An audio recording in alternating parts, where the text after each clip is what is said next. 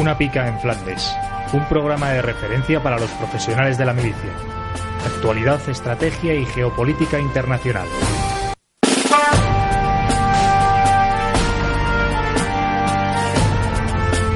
De nuevo con ustedes, queridos oyentes, desde esta antena de Radio YAP en el programa Una pica en Flandes. En estas primeras jornadas del mes de mayo vamos a hacer especial hincapié en las efemérides a ese tiempo de años pasados, pero también tocaremos un poco más señalado de la actualidad según nuestro punto de vista, y seguiremos con los enfoques monográficos sobre el Ministerio de Defensa, los ministros de Defensa y la Legión con ocasión de su próximo aniversario. Terminaremos también con un enfoque positivo porque, y es una parte de lo que quiero luego hablar, desgraciadamente estamos en una época que hay que hacer un esfuerzo de voluntad para ver lo positivo, porque fundamentalmente hay que ver la realidad y luego pues enfocarla de una forma u otra, pero al verla normalmente la botella se ve bastante vacía. Esta primera semana de mayo,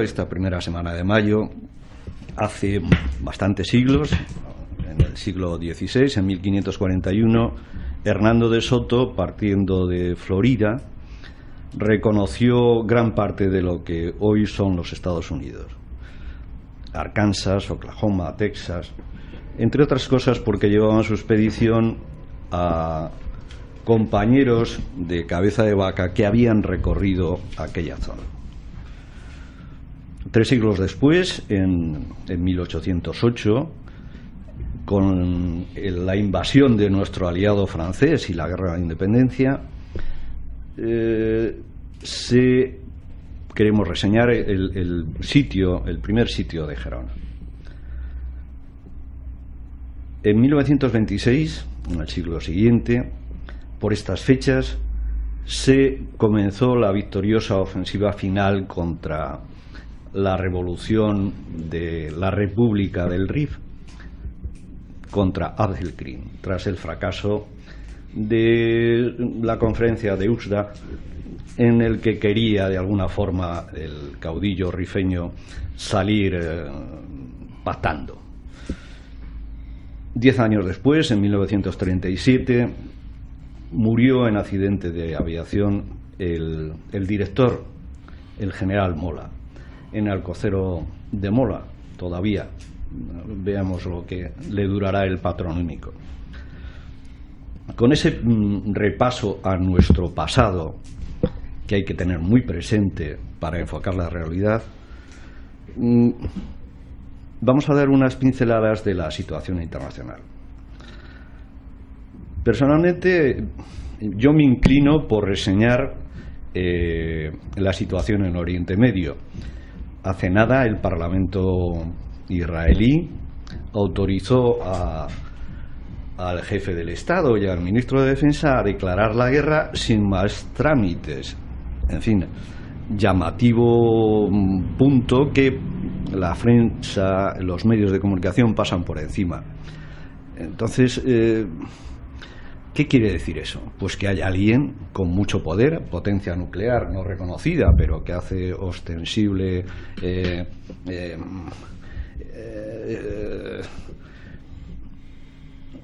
uso de ese poder, al menos lo deja caer siempre en los foros, y en otras ocasiones ha estado a punto de desarrollar el ataque cuando le iban mal las guerras con los árabes.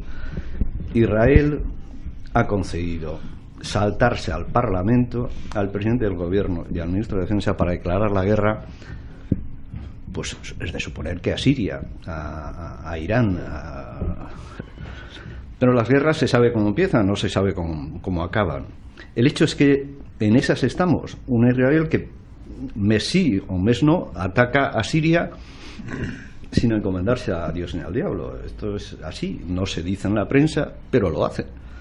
Un Israel que ataca a sus conciudadanos con artillería, con aviación, con armas de fósforo, y tampoco se dice en la prensa y pasa. Bueno, en ese contexto estamos, y pues España tiene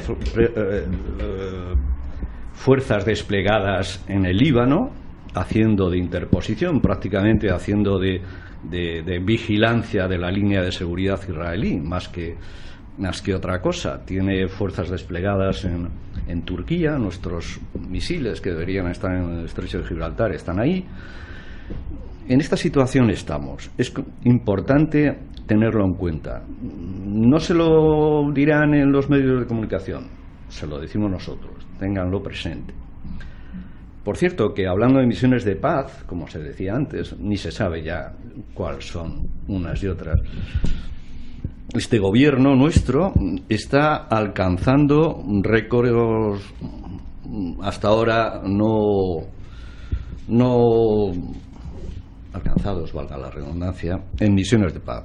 Decía la prensa últimamente que hay unos 4.000 hombres y mujeres, 4.000 efectivos, como dicen en terminología sajona, militares españoles en el extranjero. No sé si cuentan la fragata que está en el Índico o a punto de ir al Índico con un portaaviones norteamericano, pero también se dice que de esas más de 20 misiones,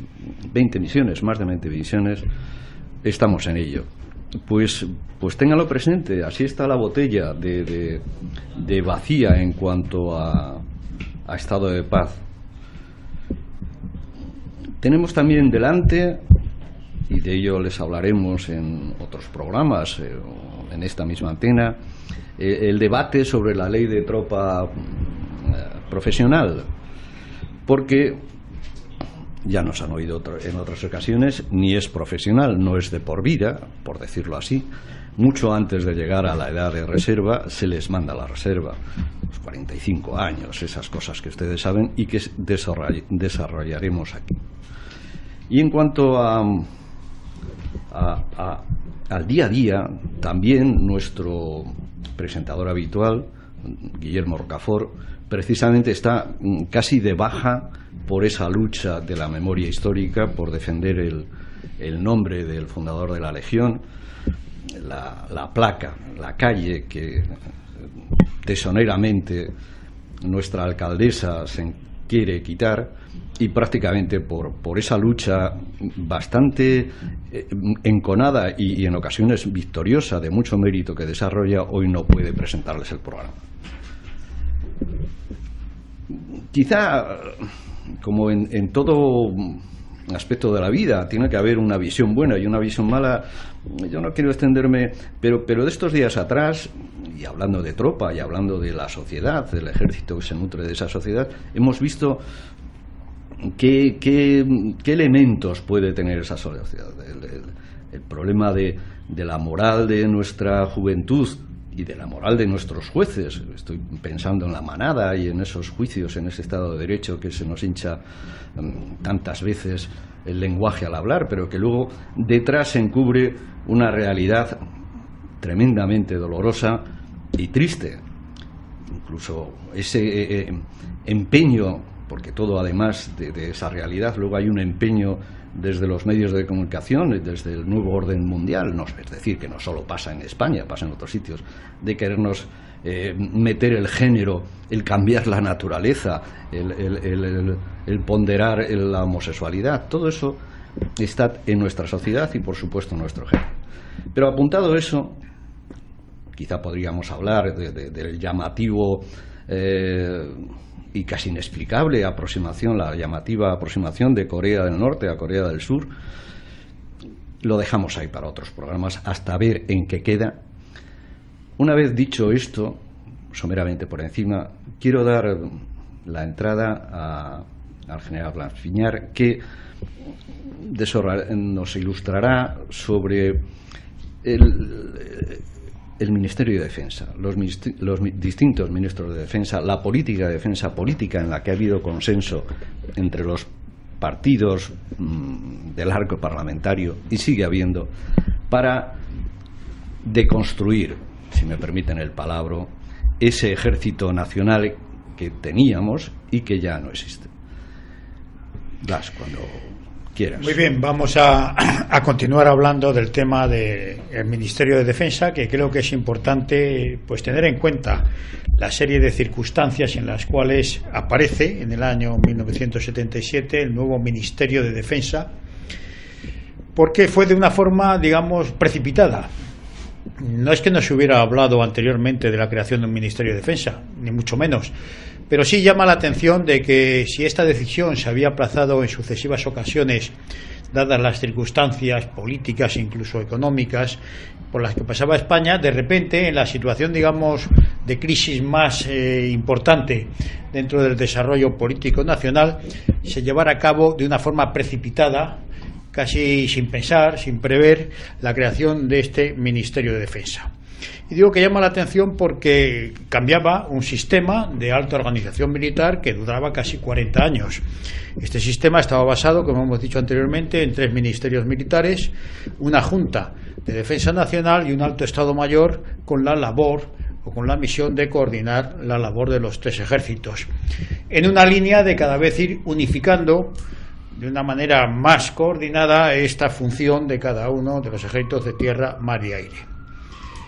Que había perspectivas de cambio ya anteriormente, está clarísimo. En el año 1974 estuvo muy desarrollado un proyecto de ley orgánica de la defensa nacional, porque entonces todavía había un Estado nacional, la defensa era nacional y los ejércitos eran nacionales.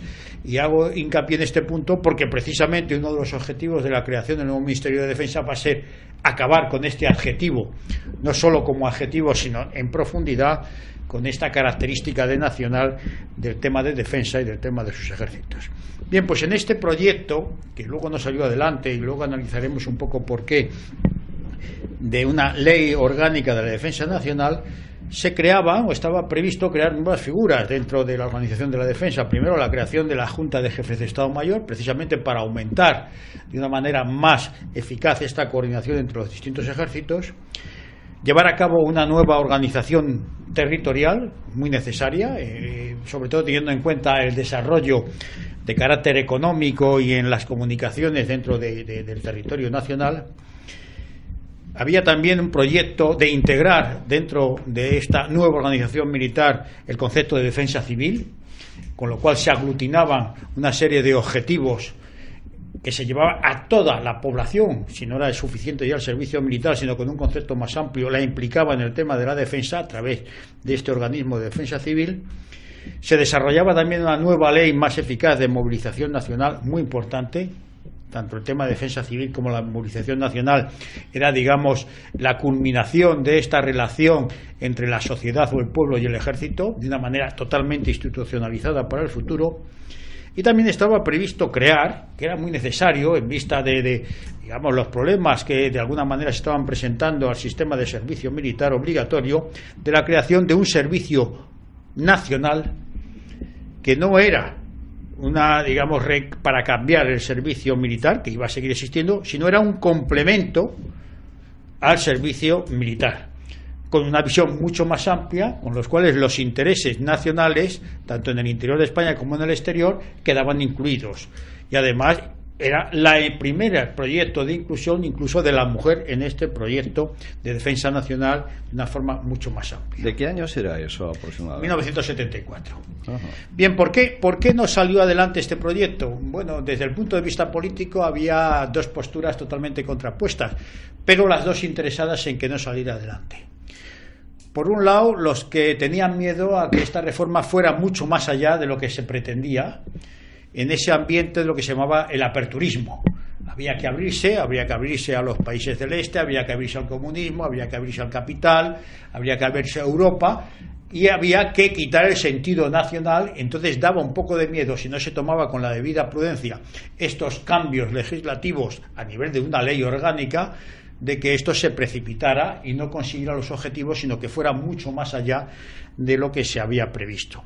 Y por otro lado, los que sí eran partidarios de este aperturismo, de este cambio de lo nacional a lo no nacional, por llamarlo de alguna manera, tampoco querían que esta nueva ley orgánica de la defensa nacional sirviera para consolidar esas Fuerzas Armadas nacionales, que realmente, por el desgaste del tiempo y las nuevas situaciones de carácter sobre todo internacional o económico, necesitaban reformas. Entonces, si se reformaba desde dentro del sistema a las Fuerzas Armadas en su organización y esto servía para dar más consistencia a estos ejércitos nacionales, desde luego los llamados aperturistas no querían que se produjera este cambio.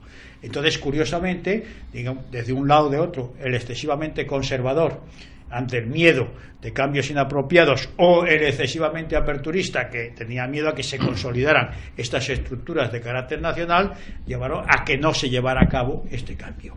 Había también un planteamiento, digamos, de prudencia. Estábamos en las vísperas del fallecimiento del jefe del Estado, que se produjo pues poco más de un año después, pero ya se temía por su salud. Había estado enfermo, había delegado las funciones de jefe del Estado precisamente en aquel año en el príncipe Juan Carlos durante una temporada hasta que se recuperó. Entonces todo hacía temer que un cambio político estaba en ciernes. Entonces la prudencia aconsejaba que no era el momento más adecuado para un cambio de ese sentido, empezarlo. Bien, pero veamos que esto, como digo, se precipita poco tiempo después, y cuando en realidad no se ha consolidado ni la reforma política, ni la nueva Constitución, ni el nuevo régimen democrático, como lo llaman, una de las primeras medidas que se toma, como digo, precipitadamente, es la creación de este Ministerio de Defensa. Y este Ministerio de Defensa, que ya no se llama de Defensa Nacional, recoge algunos de los aspectos que hemos visto, la creación de la Junta de Jefes de Estado Mayor, reconoce también el tema de la defensa civil, pero se olvida de cosas muy importantes, sobre todo lo que es en contacto con la sociedad y con el pueblo, como es la movilización o como es el nuevo servicio nacional, que es complementario del servicio militar. De eso se olvida completamente. ¿Y por qué se olvida de todas estas cosas? Porque la intencionalidad de la creación del Ministerio de Defensa no era mejorar las Fuerzas Armadas, no era mejorar la defensa y la conexión de las Fuerzas Armadas con la sociedad, sino todo lo contrario. Lo que querían era neutralizar en su actividad a estas Fuerzas Armadas. Y para eso además ya habían llegado a un momento propicio. Y este momento propicio, que era el momento del cambio, del miedo a la situación, del miedo al comunismo, del miedo a los desórdenes, las huelgas salvajes que estaban produciendo, los atentados de la ETA, todo esto se había dirigido también hacia las Fuerzas Armadas, que habían sufrido una serie de presiones muy importantes. Algunas de ellas ya las hemos dicho otras veces, como es la subversión dentro de los cuarteles, el tema de la disciplina, la comida, que no tuvo mucha importancia, pero bueno, se estaba de alguna manera apretando.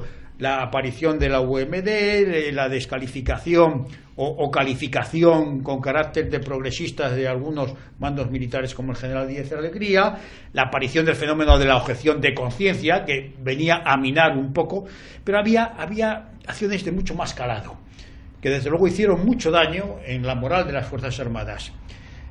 Ya en el año 56, a finales de los años 60, está el tema de la guerra de INI, que acaba, aparte del desarrollo del aspecto militar, acaba con la retrocesión de INI y de la zona sur del protectorado a Marruecos. Sí, sí, incluso o sea, hay prisioneros. La guerra esa, de alguna manera, políticamente se perdió. Además, inmediatamente después de que fuera declarado provincia española. Y además sucede que tanto INI como en el caso que luego veremos de Guinea Ecuatorial Española o del Sáhara Español, estas zonas africanas de España estaban bajo la autoridad militar. O sea que de alguna manera los militares, el ejército, las Fuerzas Armadas, desplegaba allí una función muy importante, que era el del control de aquella zona y además el del desarrollo de aquella zona. Muchos de los avances de todo tipo, de tipo social, económico, de urbanización, todo eso lo hacen las Fuerzas Armadas.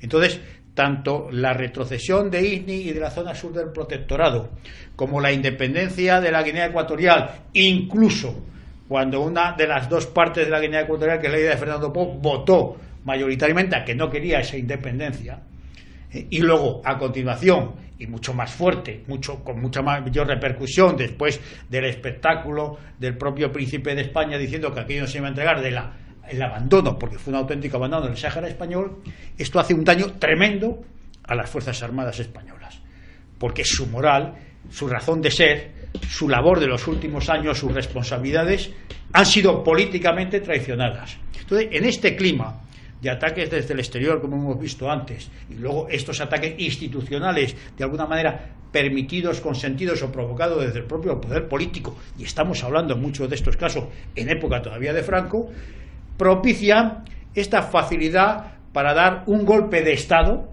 ahora que está de moda este término, a las Fuerzas Armadas con la institución del nuevo organismo del Ministerio de Defensa, que es como una carcasa vacía cuando se crea, en la que caben muchas cosas. No se dice claramente cuáles son los objetivos, aunque se le ponen muchos epítetos elogiosos de que ya era hora, que es necesario, que iba a ser un avance en unas Fuerzas Armadas que habían quedado anquilosadas en el pasado y en la historia, pero la realidad y el objetivo es que lo que se pretende es neutralizar su actuación. Y de hecho, como iremos viendo, y no quiero hoy alargarme más, en otros programas, a partir de su primer ministro de Defensa y cómo se realiza esta política de defensa desde el nuevo ministerio, lo que hay de entrada es un enorme confusionismo entre lo que es la cadena de mando militar y lo que es la cadena de mando político-administrativa. Esta confusión no es producto de la casualidad, es producto primero de una intencionalidad y segundo de una precipitación a la hora de crear el ministerio. Sí, ¿no? De hecho, hay un momento en que nadie sabe en qué ambiente se mueve, ni por dónde van a ir los tiros, ni qué es lo que va a suceder, no solo ya con la propia organización interna de los tres ejércitos, sino incluso de algunas instituciones.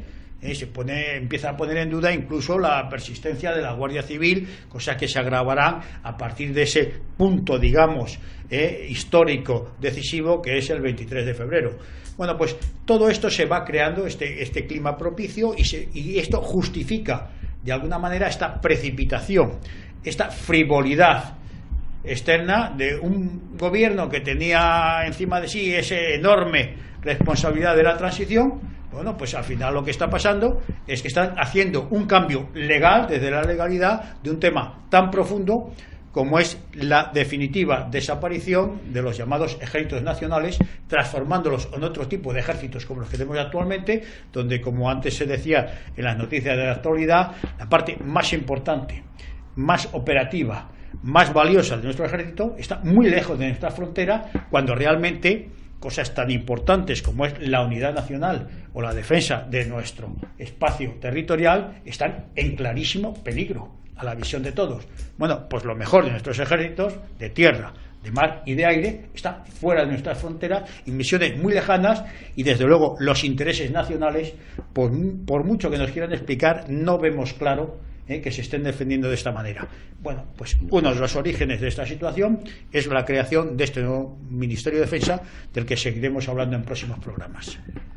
La situación de nuestro ejército actualmente me recuerda mucho a la época prenapoleónica, ¿no? Cuando teníamos nuestras mejores fuerzas de Dinamarca desplegadas, con el conde de la Romana, cuando más falta hicieron España, lo teníamos desplegado lejos y al servicio precisamente de nuestro enemigo.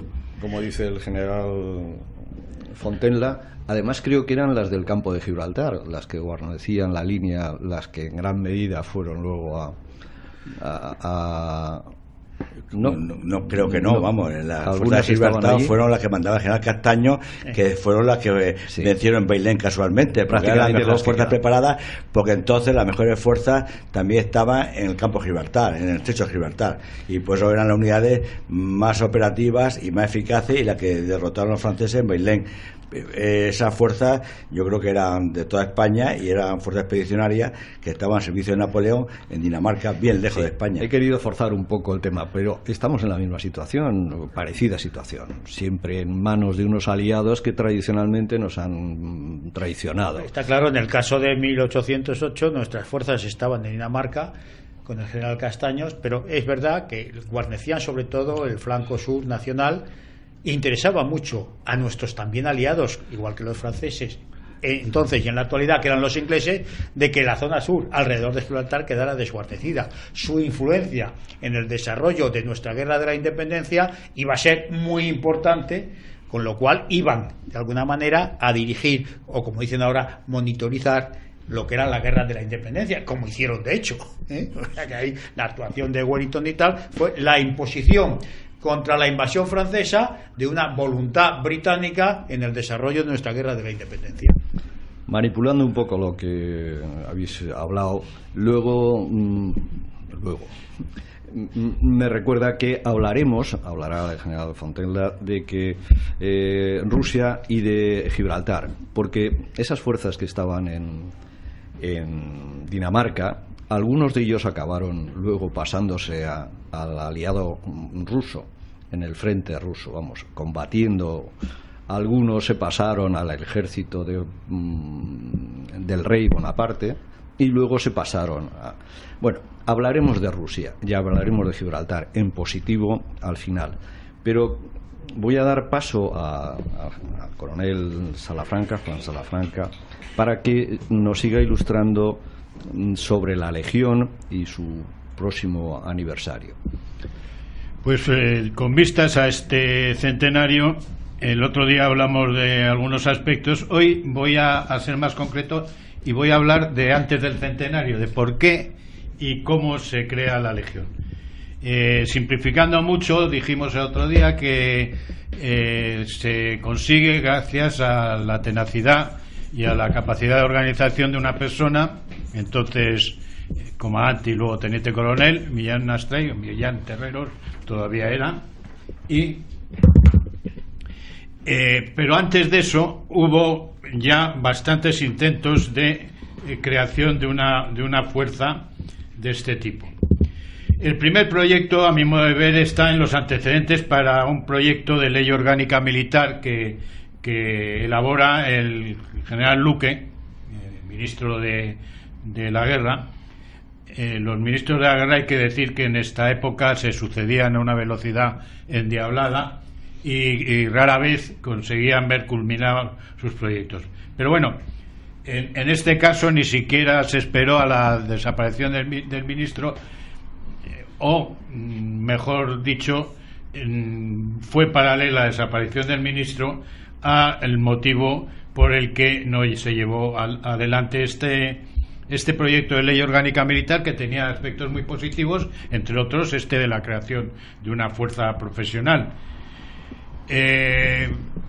Pasó al olvido porque había un organismo nefasto para la historia militar de España y para la historia general de España, que eran las juntas de defensa militares. Las juntas de defensa militares eran un asociacionismo militar, un sindicalismo encubierto, como parece que puede volver, y llegaban a derribar gobiernos, incluso en algún caso a proponer quién debía formar parte del siguiente gobierno. Pero bueno, de esto hablaremos con más extensión en un programa dedicado especialmente a las juntas de defensa, en un paréntesis entre cita al centenario y cita al centenario. Es un tema importante porque es reiterativo, es reincidente en nuestra historia. Esa reacción del cuerpo militar en unas juntas en general perversas es frente a situaciones de injerencia del político en la autonomía militar, en los ascensos, en la promoción. Cuando el poder político invade la esfera de la promoción profesional y se promocionan, valga la redundancia de nuevo, carreras y actividades que no son del todo premiables, entonces se produce el bandazo opuesto, la reacción. Y en ese bandazo alguien, además, también el político lo manipula, el político de izquierdas en ocasiones, para crear inestabilidad social y demás. Pero perdón por el inciso. Bueno, ya hablaremos de ello. Efectivamente, pudiera haber alguna situación injusta, pero era puntual, mientras que el movimiento de las juntas era general. Y además, curiosamente, a quienes más afectaba eran las armas. Entonces las armas eran infantería y caballería, y la junta más virulenta y más difícil de disolver en su momento fue la infantería. Pero en fin, ya hablaremos de eso.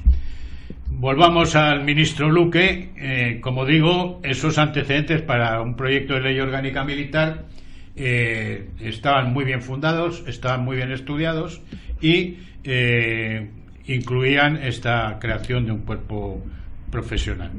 Siguiente ministro que trató de organizar, por lo menos, el ejército de África. Ya no teníamos provincias de ultramar, habían desaparecido las provincias de ultramar y lo único que teníamos era ya el protectorado español, o la zona española, el protectorado de Marruecos. Fue el ministro de la Cierva, Juan de la Cierva, y pensó específicamente en organizar lo que se llamó impropiamente un ejército colonial. España nunca ha tenido colonias, ha tenido provincias de ultramar. Nunca hemos considerado ni siquiera el protectorado como una colonia. De hecho, el término colonizar tiene un significado claro y específico, y nunca se hizo colonización en ninguna de nuestras posesiones ultramarinas, o en este caso el protectorado de África. Bueno, pues el proyecto del ministro de la Cierva incluía también una unidad, en este caso de extranjeros. ¿Por qué? Porque acababa de finalizar, o estaba finalizando, la Primera Guerra Mundial, la entonces llamada Gran Guerra o Guerra Europea, hasta que intervinieron los americanos, y durante la misma se había visto la enorme eficacia que tenían tanto las fuerzas coloniales compuestas por nativos de Senegal y de Camerún, de las distintas posesiones francesas de ultramar, como la legión extranjera, que ya se acercaba al siglo de su creación, y que siempre había dado, curiosamente, la legión extranjera en sus principios se alquilaba, y una de sus primeras intervenciones fue en una de nuestras guerras carlistas, de un regimiento entero.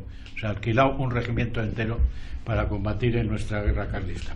Bueno, es que pues nuestros aliados nos han ayudado siempre para hacernos daño, vamos. A la vez que había franceses, había legiones inglesas también, aunque no eran legionarios, pero vamos, perdóname otra vez. Bueno, en cualquier caso, el ministro de la Cierva fue capaz de darse cuenta de la enorme eficacia de las tropas, en caso francés sí coloniales, y en caso también los británicos utilizaron a sus ciudadanos de ultramar, no ciudadanos, sino a sus súbditos de ultramar, y especialmente, además, Francia había empezado a tener problemas en su zona de protectorado, siempre hasta 1925, menores que los nuestros, porque ellos ejercían una represión previa, valga el contrasentido. Tenían reprimidos todos los movimientos, y habían tenido ya algún incidente, y en esos incidentes siempre había sido la legión extranjera la fuerza más eficaz. Entonces, con esos antecedentes, el ministro de la Cierva pensó en la creación de una fuerza de extranjeros. Como consecuencia de esta decisión del ministro, el Estado Mayor Central inicia en 1918, es decir, al final de la Primera Guerra Mundial, un estudio para la creación de esa unidad de extranjeros. Ese estudio lo desarrolla con enorme capacidad un comandante de Estado Mayor, José Domenech, y está en el Archivo General Militar de Segovia. Es un documento interesante. Aprovecho para decir, como estoy hasta cierto punto, dada mi situación de retirado, vinculado con el Instituto de Historia Militar, para hacer un poco de propaganda de nuestros archivos, tanto el Archivo General Militar de Madrid como el Archivo General Militar de Segovia, el de Guadalajara o el de Ávila, y los archivos intermedios. Pues bien, en el Archivo General Militar de Segovia está este estudio, y invito a los historiadores, a los estudiosos de la historia, de nuestra historia contemporánea, a que lo consulten, porque es un estudio serio, exhaustivo y muy bien organizado. En este estudio el comandante Domenech se mostró optimista en cuanto al éxito de la recluta, porque decía que habrían quedado gran cantidad de combatientes, como lógico, luego veremos que no fue así, que habían quedado sin ocupación al finalizar la Guerra Europea. De todas maneras, esta recluta de extranjeros solo se concebía como un complemento al voluntariado con premio, que era lo más profesional que teníamos entonces. De aquí pasamos al proyecto de bases de organización militar, que es una verdadera revolución. Este sí se llevó a efecto. De ahí nacen, entre otras cosas, pues la reforma de la Real y Militar Orden de San Fernando, en fin, una serie de uniforme único, un montón de aspectos de lo más variado de lo que es la organización militar, como su nombre indica. El proyecto de ley de bases de organización militar contempla ya la creación de una unidad legionaria tipo compañía, como experimentalmente. Y en caso necesario se podía aumentar hasta un máximo de 3.000 hombres. Después de un paréntesis en el que pasaron hasta 3 ministros, paréntesis breve pero con 3 ministros, el general Tobar ordena de nuevo un estudio siguiendo la línea de los anteriores. Esta decisión del general Tobar, también ministro de la Guerra, asimismo, está también en el Archivo General Militar de Segovia y tiene fecha del 16 de agosto de 1919. O sea que ya nos vamos acercando al 1920, año de creación de la Legión. Como consecuencia de este estudio, o como complemento a ese estudio, este ministro Tobar es el que comisiona al entonces comandante José Millán Terreros para que estudie la organización y el funcionamiento de la Legión extranjera del ejército francés.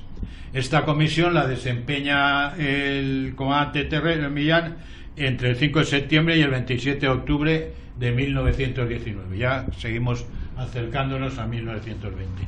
Y finalmente, en enero del 1920, bueno, casi finalmente, os explicaré por qué, casi a final de enero de 1920, un Real Decreto crea la Legión. Un Real Decreto que dice que se organizará, que se le asignarán efectivos, saberes, uniformidad, etcétera.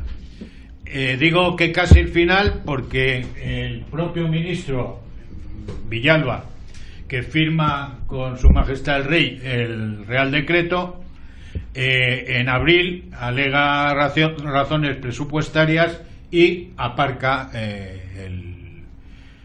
este Real Decreto, y resulta curioso el trámite administrativo. El ministro cae, seguramente también en algún enfrentamiento con las juntas de defensa, no recuerdo ahora exactamente, pero casi estaría por afirmarlo, y le sustituye el vizconde de Deza, don Luis de Marichalar.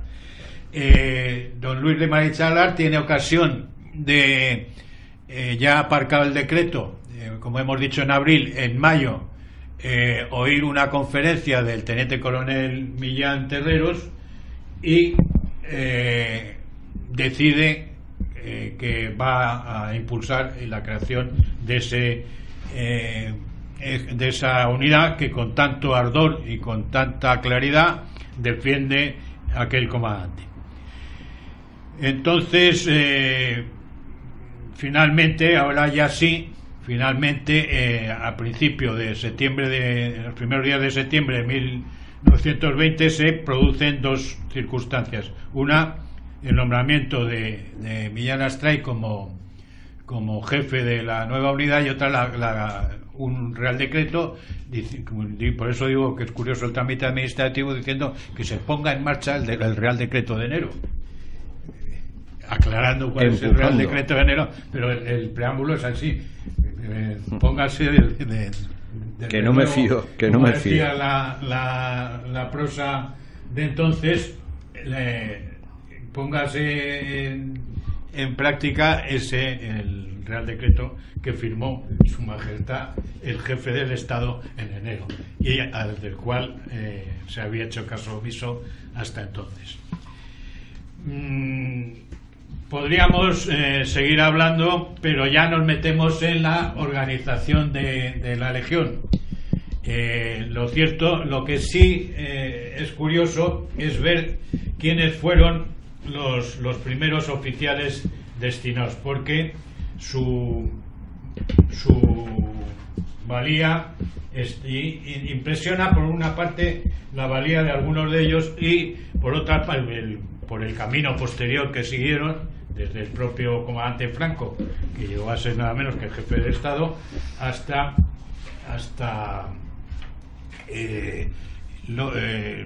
ministros del ejército como Camilo Méndez Tolosa, hasta laureados como el capitán Redondo, del que se decía Vilaureado no, era 2 veces caballero de San Fernando, pero la cruz de San Fernando que tenía era anterior a la ley, precisamente como consecuencia de la ley de bases de 1920, en que había varias categorías y no todas eran laureadas. Así que como director del programa, mi coronel, me vas a permitir un paréntesis en el próximo programa para que hable específicamente de las juntas de defensa y del daño que hicieron a los ejércitos y a España en general. Sí, está claro. Dos preguntas tengo, 2 preguntas. Una es, tengo la duda de quién fue el fundador de la Legión, si fue el general Luque o el general Villalba, porque no me lo has aclarado. Bueno, el fundador, el decreto lo firma el general Villalba, eso está fuera de toda duda. El general Luque es un impulsor, es el primer impulsor, pero bueno, también el general Tobar es el que se acerca más a la práctica, mandando a Millán Astray a Argelia, ya concretando los aspectos que no lo estaban todavía, de cómo iba a ser ese cuerpo, de cuáles iban a, porque cuando sale el Real Decreto ya hay una serie de reglas que comentaremos de organización de la Legión y que las podemos concretar después de que hablemos de las juntas de defensa.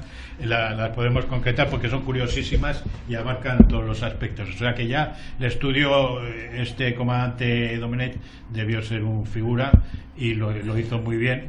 Y está. El que crea la Legión oficialmente es el general Villalba. Lo que pasa es que él mismo lo para.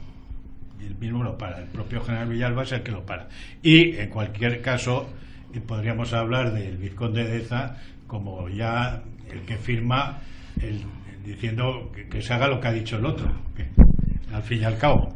Pero yo creo que lo más importante es no el que crea la orgánica ni la parte administrativa, ¿no? Lo más importante es el que infunde alma a la Legión, ¿no? Bueno, que difunde alma es Millán Astray, o sea, eso está porque claro. Si no sería un cuerpo sin alma, ¿no? Sí. Y una unidad tiene cuerpo y alma. Luego yo creo que el que le insufla el espíritu, el credo legionario, todas las virtudes, yo creo que indudablemente el organizador sobre el terreno es indudablemente, aparte de disquisiciones teóricas, es Millán Astray, el que podemos considerar el verdadero fundador de la Legión. Bueno, total y absolutamente. Y además, muy bien, estaba buscando, que creí que me lo había traído, pero no me he traído la lista y no quiero olvidarme de ninguno de los primeros destinados a la Legión. Y en ellos se ve que hay algunos que están por su prestigio africano, como Franco, o por su veteranía, casi todo. Una de las reglas que habla de los destinos al tercio habla precisamente de la experiencia de combate y de combate en África especialmente. Pero además hay 3 o 4 de los primeros destinados que están destinados como Millán Astray y como Franco en el Regimiento del Príncipe. ¿Qué quiere decir eso? Que desde que a Millán le nombran organizador del tercio, que es antes de darle el mando del tercio, le nombran organizador del tercio, se apoya en Franco y en 2 oficiales más que con él estaban destinados en el Regimiento del Príncipe. O sea, que no es una casualidad, sino que ya efectivamente las reglas esas, he hablado del comandante comandante Domenech porque hace un estudio exhaustivo, pero él lo que hace es una cuenta de Estado Mayor. Vosotros que sois diplomados, sabéis lo que es una cuenta de Estado Mayor para ver si sale adelante el proyecto, pero ya el que plasma en la realidad, en los números, en las plantillas que aquí tengo del tercio es Millán Astray, auxiliado por sus compañeros. Hay que tener en cuenta que Millán Astray, igual que Franco, en el regimiento del Príncipe eran los dos comandantes. Todavía Millán no era teniente coronel. Después, una cosa también importante, una conclusión que podemos sacar aquí, es las ventajas que tiene el sistema de destino por selección, por selección, por libre designación, pues sí, más que sobre otra de baremo o de perfiles, porque la libre designación, si el jefe es un buen jefe, es mucho más eficaz y más objetiva que la que sigue unas pautas de perfiles o de baremos. Yo creo que es un determinante de la calidad del jefe, del mando. Efectivamente. El jefe que sabe elegir bien a sus subordinados es el mejor de los jefes, porque dejar todo en su capacidad personal es un delirio de grandeza de alguna manera. Entonces él tiene que buscar lo que complemente a sus capacidades de mando con esos subordinados que él conoce y que sabe que van a cumplir la función que necesita. Lo que pasa es que hay que ser consecuente y a este jefe que elige a sus subordinados, hacerle responsable del buen resultado en la función que estos luego desempeñan. Un señor, un mando que elige mal, claro, exactamente, un jefe que elige mal tiene que de alguna manera luego purgarlo en futuros ascensos o en futuros destinos, cosa que hasta la fecha últimamente no se tiene en cuenta absolutamente para nada. Y en aquella época, sin estar a lo mejor tan claramente reglamentado, pero era una situación de hecho. El mando elegía a su subordinado, pero claro, también es verdad que se estaban jugando la vida, era una cuestión de vida o muerte, y ante eso las presiones de carácter del amiguismo, del enchufismo o del administrativismo, o cumplir una hoja de servicios, digamos, formal que sirva para esos méritos que se evalúan en comités alejados de evaluación, eso no se tenía en cuenta. Lo que tenían en cuenta lo que sucedía en el campo de batalla. En general, el pedir como favor que te destinen a la caja de reclutas de Calahorra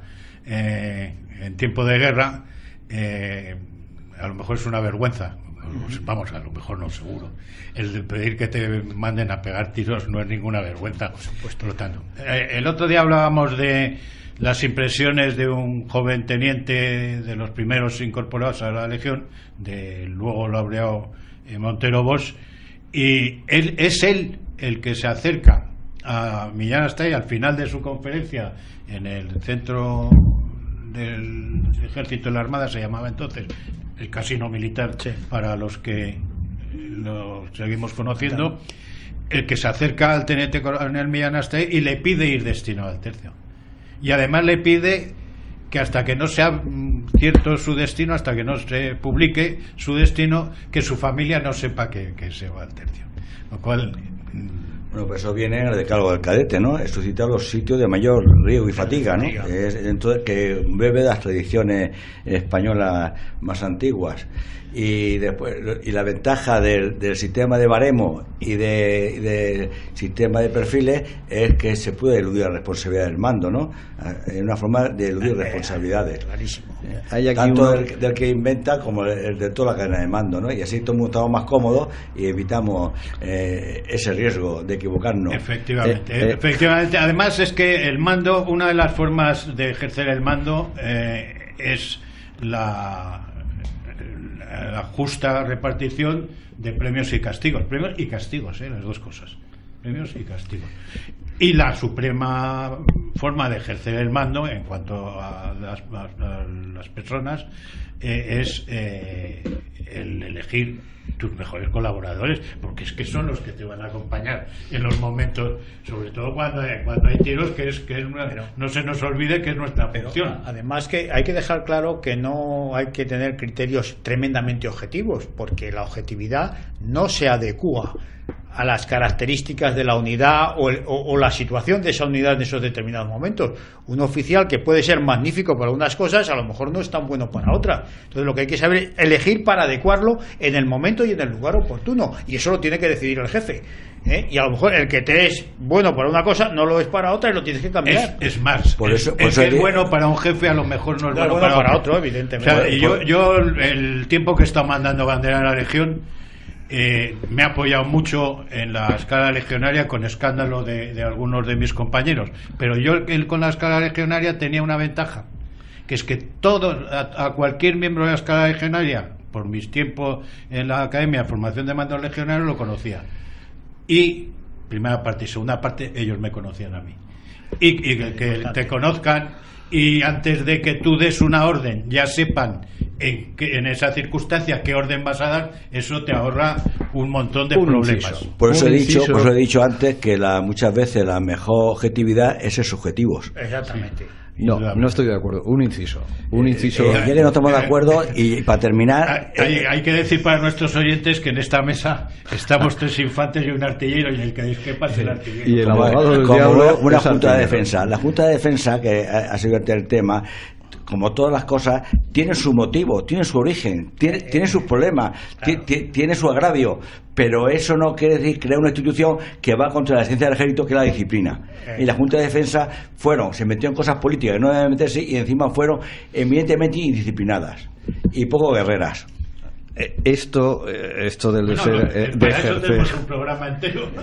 Eso de ejercer de abogado del diablo, no haya duda para el siguiente. Insisto, si no me va conociendo nuestros oyentes, yo veo la botella bastante vacía, ahora y entonces. Quiero decir, el siglo XIX es un siglo tremendamente, no solo en España, en Europa, es el siglo de las revoluciones, es tremendamente oscuro y tortuoso, y hay que tenerlo presente.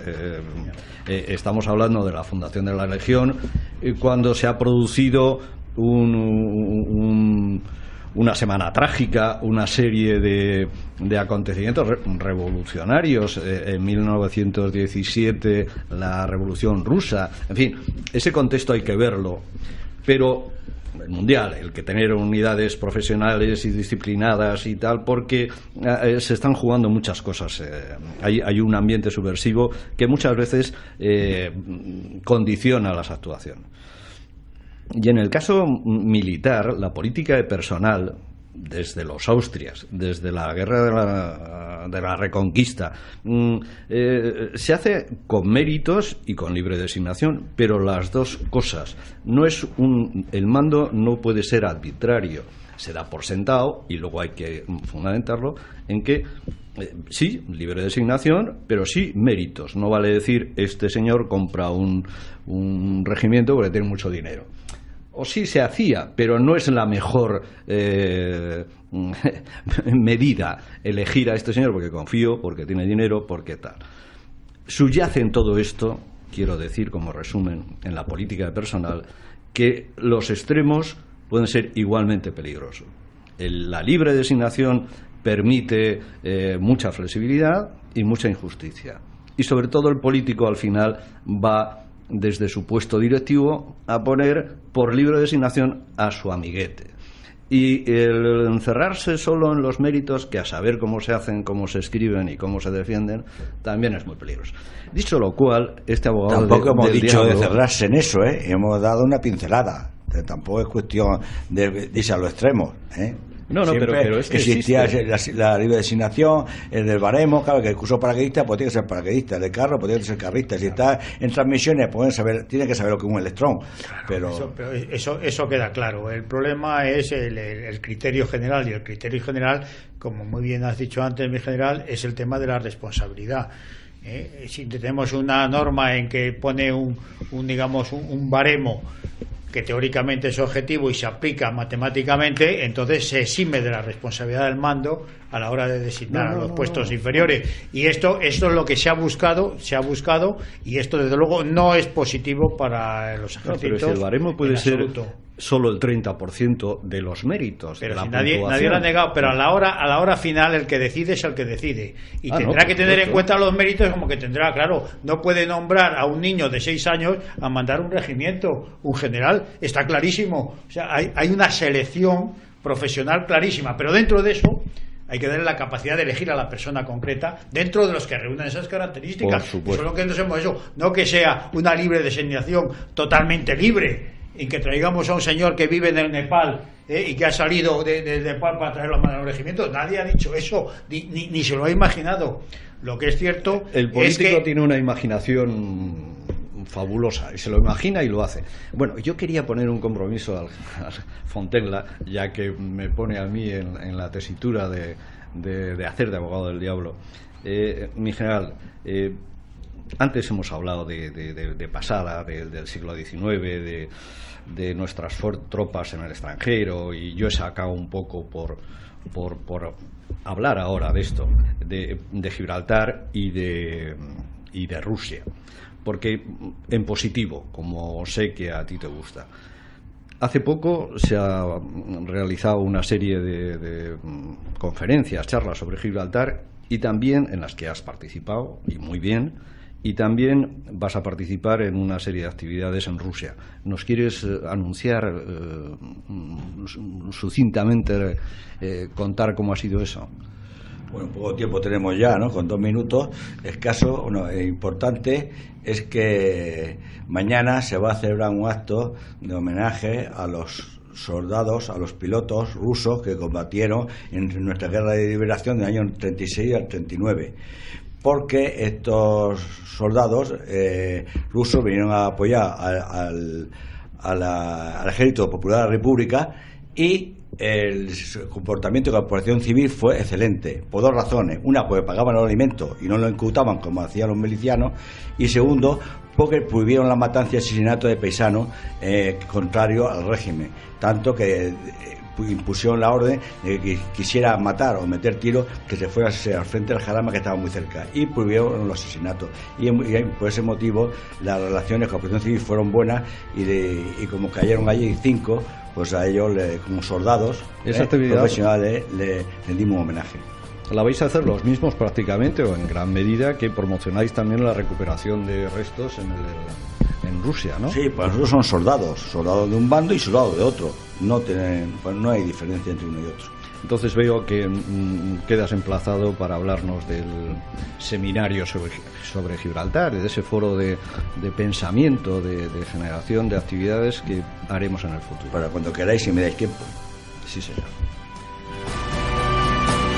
Un abrazo, queridos camaradas, y viva España.